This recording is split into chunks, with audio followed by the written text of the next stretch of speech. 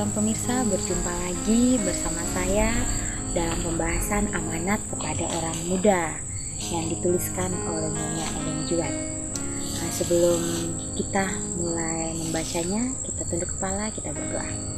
Bapa di surga, Bapa yang baik, terima kasih oleh karena Engkau Bapa yang sangat mengasihi kami, sehingga pada saat ini kami boleh diberikan kesempatan untuk merenungkan akan sedikit dari firman-Mu. Ajarlah kami ya Tuhan untuk selalu bersyukur dalam keadaan apapun. Ajarlah kami ya Bapa untuk mengerti setiap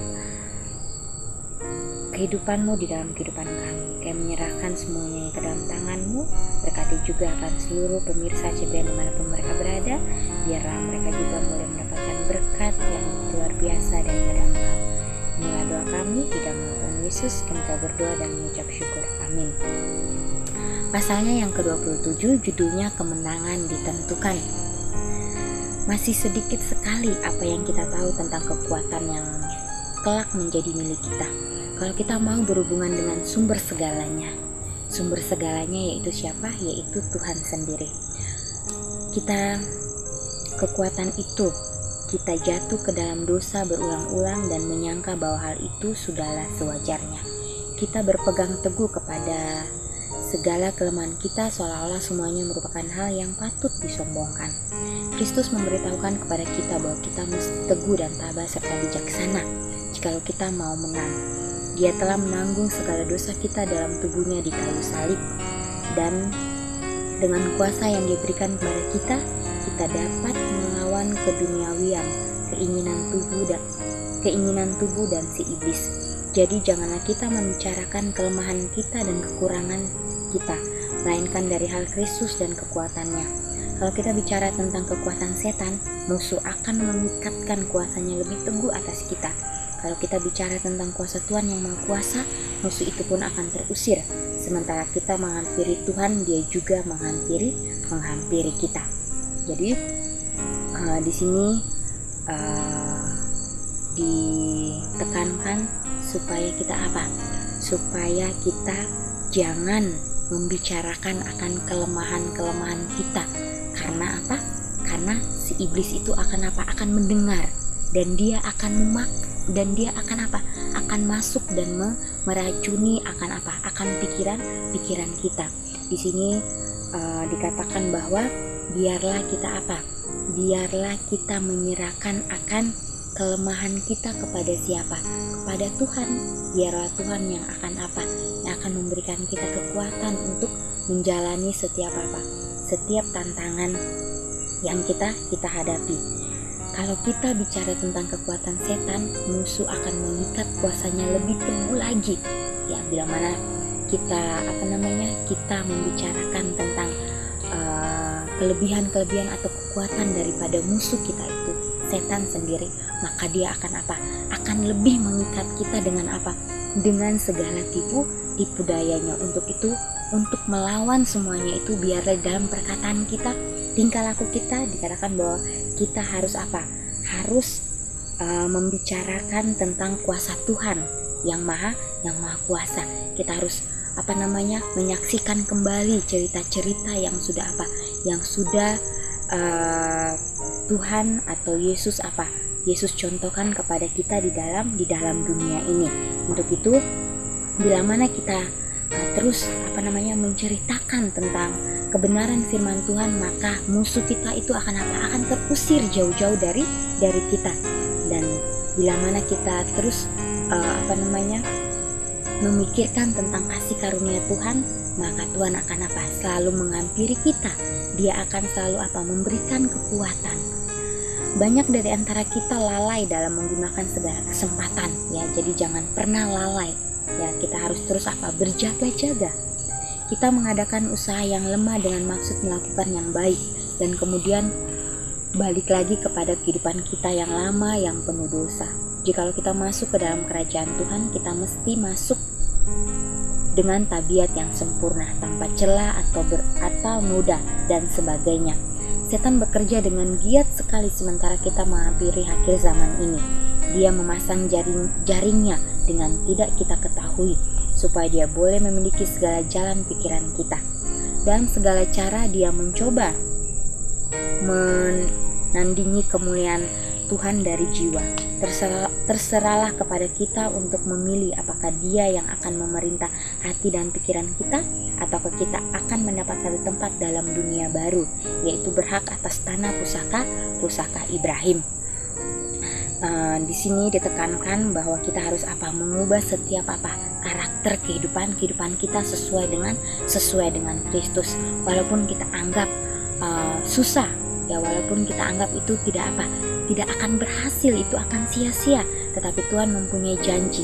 Bila mana kita menyerahkan akan kehidupan kita kepada Tuhan, maka Dia akan menuntun kita untuk mengubah setiap kehidupan kita. Mungkin yang dulunya kita orang yang suka pemarah, mungkin dulunya kita orang yang tidak jujur, mungkin dulunya kita orang yang tidak bisa menahan akan hawa nafsu kita, mungkin dulu kita orangnya yang tidak mempunyai roh kerendahan hati dan lain sebagainya, sifat-sifat yang jelek. Tuhan mau supaya kita tinggalkan. Karena bila mana kita masuk ke dalam dunia baru, masuk ke dalam kerajaan surga, tidak ada lagi hal-hal seperti itu. Untuk itu sekaranglah saatnya untuk kita untuk kita belajar, ya, untuk kita belajar mempunyai roh kerendahan hati, untuk mau diajar, untuk mau ditegur oleh orang lain, untuk mau untuk mau lebih giat lagi dalam hal-hal yang terkecil, pekerjaan yang terkecil sekalipun itu yang kita lakukan. Kita boleh lakukan dengan dengan sungguh-sungguh, dikatakan dengan sungguh-sungguh, maka kita akan memperoleh kemenangan untuk melawan si iblis. Karena bila mana kita lengah sedikit pun, dia akan masuk untuk untuk menjerat kita dengan hal-hal yang duniawi. Kuasa Tuhan yang digabungkan dengan usaha manusia membawa satu kemenangan yang luar biasa. Jadi kita harus mempunyai kerjasama dengan Sang Pencipta kita. Ya, bila mana kita mengandalkan diri kita sendiri, itu semua akan sia-sia.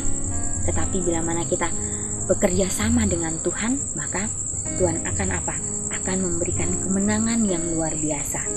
Apakah kita tidak akan menghargai ini? Segala kekayaan surga sudah diberikan kepada kita dalam Kristus.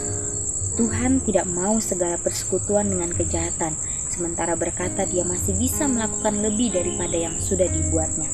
Segala dunia yang telah dijadikannya, malaikat-malaikat yang di surga bisa menyaksikan bahwa Dia tidak bisa berbuat lebih lagi dari apa yang sudah Dia lakukan. Tuhan mempunyai persediaan kekuatan tentang tiada kita ketahui, dan dari persediaan ini Dia akan memberikan keperluan kita bila mana diperlukan. Tetapi segala usaha kita haruslah selalu digabungkan dengan usaha surga. Ya, jadi bila mana kita ingin mendapatkan persekutuan yang kekal dengan Tuhan, biarlah kita menjadikan Dia nomor satu di dalam kehidupan kita. Biarlah kita selalu mempunyai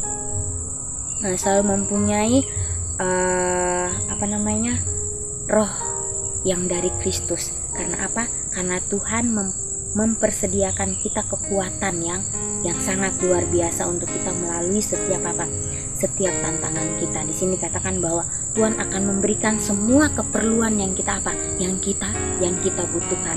Ya, dan juga di sini dikatakan bahwa segala kekayaan surga sudah diberikan kepada kita. Berarti kekayaan di dunia ini adalah adalah sia-sia, kekayaan yang fana. Ya, kita mempunyai kekayaan yang kekal, yaitu di mana? Di surga. Dan di surga bila mana kita ingin ke tempat yang sudah Tuhan sediakan untuk kita, biarlah kita meninggalkan akan sifat-sifat, akan dosa-dosa keduniawian kita. Karena semuanya itu tidak layak di mata Tuhan. Jikalau kita mau bangkit hendak menghadapi segala keadaan yang genting dan melengkapkan diri sebagai laki-laki yang sedang menunggu Tuhannya, jikalau kita mau bekerja untuk mengalahkan segala kelemahan tabiat kita, Tuhan akan memberikan kepada kita terang dan kekuatan serta pertolongan yang bertambah-tambah. Jangan dulu kita kita latih akan kehidupan kita terlebih dahulu. Kita latih akan sifat kita. Ya, kita latih akan apapun di dalam kehidupan kita. Sehingga bila mana kita sudah sudah menghidupkan semuanya itu, kita layak untuk menyampaikannya kepada siapa? Kepada orang lain. Mungkin kepada saudara kita, kepada tetangga kita, kepada teman kerja kita, kepada siapapun yang kita temui. Iman dan kewajiban. Iman itu bukanlah perasaan. Adapun iman itulah percaya yang sungguh akan hal perkara-perkara yang diharapkan, dan keyakinan akan hal perkara-perkara yang tiada kelihatan.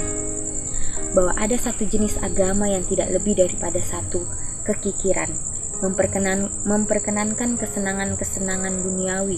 Cukuplah baginya dengan memikir-mikirkan agama Kristus, dan tiada mengetahui suatu apa tentang kuasa penyelamatan. Barang siapa yang mempunyai agama yang demikian menganggap bahwa dosa itu enteng, sebab tidak diketahuinya tentang Kristus. Selama dalam keadaan demikian, mereka menganggap kewajiban itu dengan ringan. Tetapi kesetiaan dalam melakukan kewajiban berjalan bersama-sama dengan pengharapan yang benar tentang tabiat Tuhan. Ya, jadi Tuhan sudah memberikan contoh melalui anaknya, yaitu Yesus. Ya, Yesus hadir ke dunia ini untuk memberikan contoh kepada umatnya bahwa semuanya bisa dilakukan bila mana kita mengandalkan Bapa kita yang di surga. Pada saat Yesus bertumbuh di dalam kehidupannya, pada saat dia menjadi seorang anak kecil, ya, di situ dia sudah menunjukkan karakternya yang baik, yang lemah lembut, karakternya yang suka menolong, karakternya yang suka mematuhi orang tuanya, karakternya yang suka membantu orang tuanya di dalam kehidupannya sehari-hari, sehingga pada saat dia berada di rumah tangganya, dia menjadi berkat di rumah tangganya. Ya, dan pada saat dia keluar, dia sudah dewasa. Ya, umur 30 tahun Yesus keluar dari rumah tangganya. Dan selama 30 tahun itu dia berlatih di dalam keluarganya. Sehingga pada saat dia keluar, dia mempunyai keyakinan. Ya, dia mempunyai keyakinan bahwa dia bisa menolong, atau dia bisa membantu orang-orang yang membutuhkan akan dirinya. Dan juga di sini iman itu bukan perasaan, ya, tetapi iman itu adalah kepercayaan kita kepada Tuhan. Sehingga bila mana kita sudah melakukan akan pekerjaan-pekerjaan itu, biarlah kita lakukan dengan penuh tanggung jawab. Dikatakan, biarlah kita mempunyai kewajiban kita untuk melakukan pekerjaan-pekerjaan itu dengan penuh tanggung jawab, sehingga dalam melakukan tantangan-tantangan yang lebih besar, kita pun boleh berdiri teguh, boleh merubah akan tabiat kita sesuai dengan kehendak Kristus. Jadi biarlah kita selalu memancarkan akan terang kita. Biarlah kita meminta kekuatan kepada Tuhan, meminta pertolongan kepada Tuhan, khususnya kepada orang-orang muda. Ya, ditekankan kembali kepada orang-orang muda, ya, bahwa orang-orang muda seringkali mendapatkan ujian atau tantangan yang lebih besar. Oleh karena orang-orang muda ini seringkali dipengaruhi oleh hal-hal yang sekecil apapun itu, langsung mereka mulai berubah akan pikiran mereka, tidak teguh di dalam pendirian mereka. Kalau teman mereka melakukan ini, mereka ikut. Teman mereka melakukan hal yang baru lagi, mereka ikut. Tapi biarlah kita selalu mempelajari firman Tuhan, sehingga kita mempunyai pendirian yang teguh, ya, supaya kita tidak terombang-ambing oleh hal-hal duniawi. Biarlah kita selalu minta kepada Tuhan, hari ini saya ingin melakukan yang terbaik buatmu. Tuhan, hari ini saya ingin berjalan bersama-sama denganmu, ya, sehingga kita boleh menjadi terang. Kita boleh menjadi terang dimanapun kita berada. Inilah pembahasan amanat pada orang muda. Biar itu boleh menjadi berkat bagi semua pemirsa dimanapun berada. Kita berdoa. Bapa di surga, Bapa yang baik, terima kasih oleh karena Engkau terus mengajarkan kami betapa Engkau mengasihi kami. Bapa, biarlah hari demi hari kami mempunyai komitmen di dalam kehidupan kami untuk melayani Engkau dimanapun kami berada. Baik itu kami dalam rumah tangga kami, di dalam lingkungan kami, di dalam tempat kerja kami, dimanapun kami berada ya Bapa. Kiranya Engkau boleh menolong kami untuk mengubah akan sifat-sifat jelek kami, sehingga kami layak ya Bapa untuk menyampaikan setiap firman-Mu kepada siapapun yang kami temui.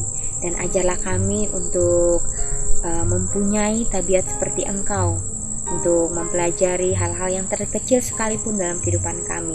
Jangan biarkan kami merasa sendiri, jangan biarkanlah kami merasa bahwa kami sanggup untuk melakukan ini, tapi biarlah oleh karena kami bekerja sama dengan Engkau, maka kami sanggup untuk selalu melakukan yang terbaik bagimu. Bapa di surga, biarlah Engkau juga menolong setiap orang-orang muda dimanapun mereka berada, di dalam segala apapun yang mereka lakukan ya Bapa. Biarlah Engkau boleh menuntun mereka, ajarkan mereka untuk selalu berdoa, selalu meminta petunjuk daripadamu, sehingga langkah yang kami ambil ya Bapa itu adalah langkah pilihan Engkau. Bapa di surga, inilah doa dan permohonan kami, kiranya Engkau boleh menjawab seturut dengan kehendak-Mu. Di dalam nama Tuhan Yesus kami telah berdoa dan mengucap syukur. Amin.